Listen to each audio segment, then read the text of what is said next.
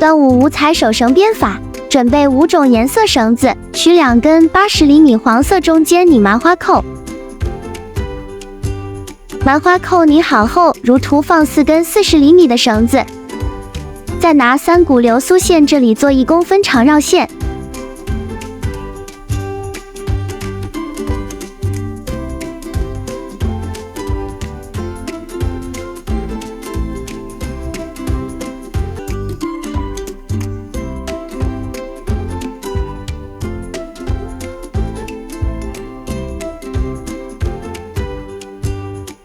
绕线做好后，剪掉绳头，打火机烤一下绳头。扣眼做好了，固定好绳子，黄绳一组，彩绳一组，开始编8股变编法。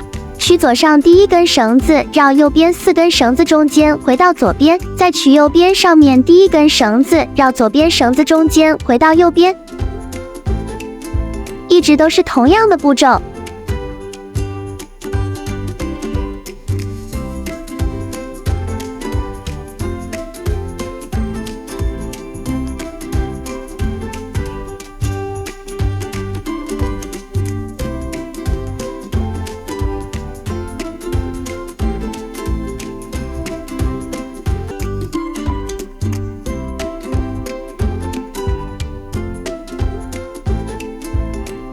编到合适的长度，开始收尾。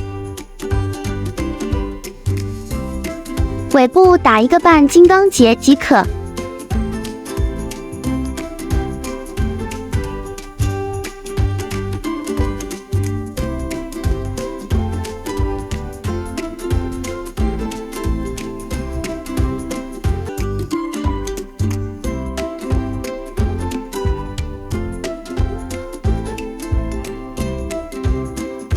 最后剪掉绳头，打火机烫棉就完成了。你学会了吗？端午节给家人编一个吧。Follow for more. Bye.